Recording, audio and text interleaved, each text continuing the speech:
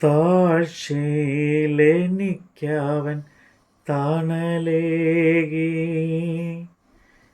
താങ്ങി എന്നെ വീഴ്ചയിൽ വഴി നടത്തി, തുടച്ചെൻ്റെ കണ്ണുനീർ പൊൻകരത്താൽ, തുടിക്കുന്നൻ മനം സ്വർഗ സന്തോഷത്താൽ.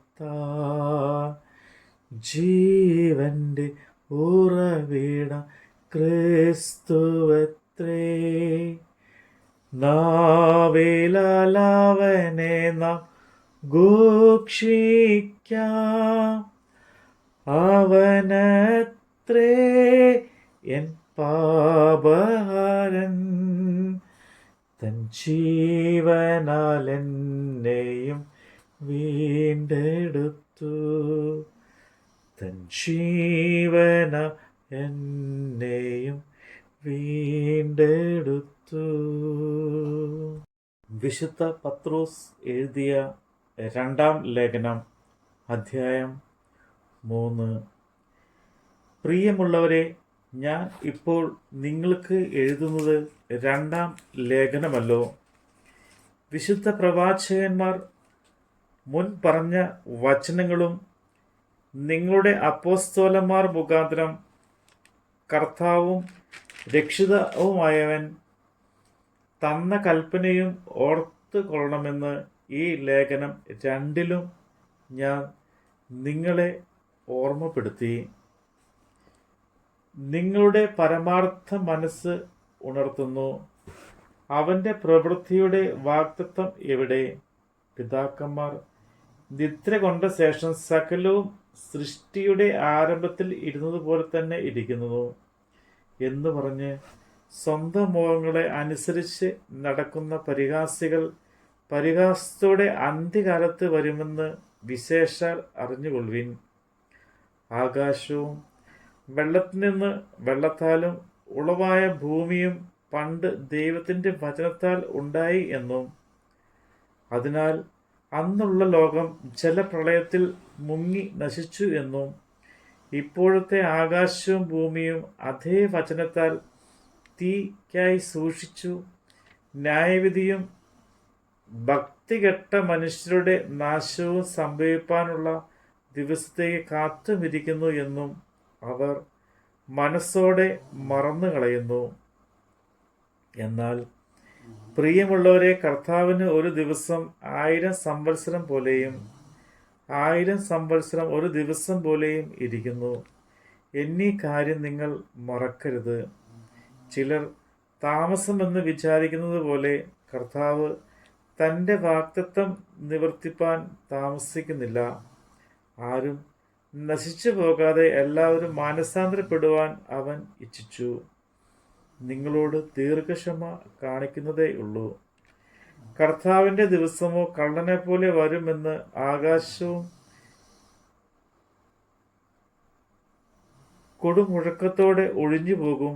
മൂലപദാർത്ഥങ്ങൾ കത്തിയഴിയുകയും ഭൂമിയും അതിലുള്ള പണികളും വെന്തുപോവുകയും ചെയ്യും.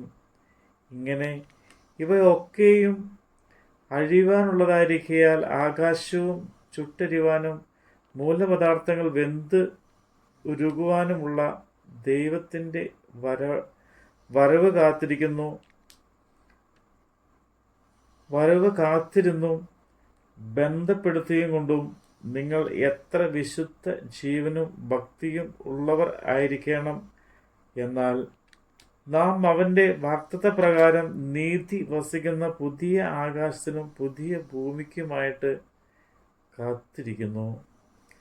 അതുകൊണ്ട് പ്രിയമുള്ളവരെ, നിങ്ങൾ ഇവയ്ക്കായി കാത്തിരിക്കയാൽ അവൻ നിങ്ങളെ കറവും കളങ്കവും ഇല്ലാത്തവരായി സമാധാനത്തോടെ കാണുവാൻ ഉത്സാഹിച്ചുകൊണ്ട് നമ്മുടെ കർത്താവിൻ്റെ ദീർഘക്ഷമയെ രക്ഷ എന്ന് വിചാരിപ്പാൻ, അങ്ങനെ തന്നെ നമ്മുടെ സഹോദരനായ പൗലോസും തനിക്ക് ലഭിച്ച ജ്ഞാനത്തിന് തക്കവണ്ണം നിങ്ങൾക്കും ഇതിനെക്കുറിച്ച് സംസാരിക്കുന്ന സകല ലേഖനങ്ങളിലും എഴുതിയിട്ടുണ്ടല്ലോ. അവയിൽ ഗ്രഹിപ്പാൻ പ്രയാസമുള്ളത് ചിലതുണ്ട്. അറിവില്ലാത്തവരും അസ്ഥിരമായവർ ശേഷം തിരുവെഴുത്തുകളെ പോലെ അതും തങ്ങളുടെ നാശത്തിനായി കൊട്ടിക്കളയുന്നു. എന്നാൽ പ്രിയമുള്ളവരെ, നിങ്ങൾ മുമ്പ് കൂട്ടി അറിഞ്ഞിരിക്കൊണ്ട് അധർമ്മിയുടെ വഞ്ചനയിൽ കുടുങ്ങി സ്വന്തം സ്ഥിരത വിട്ട് വീണ് പോകാതിരിപ്പാൻ സൂക്ഷിച്ചുകൊള്ളുവിൻ. കൃപയിലും നമ്മുടെ കർത്താവും രക്ഷിതാവുമായ യേശുക്രിസ്തുവിൻ്റെ പരിജ്ഞാനത്തിലും വളരുവിൻ. അവന് എന്നും എന്നേക്ക് മഹത്വം. ആമേൻ. നമ്മുടെ കർത്താവിൻ്റെ വചനമാണ് നമ്മൾ കേട്ടത്. കര കാണാതാഴിയിൽ വലയുവോരേ,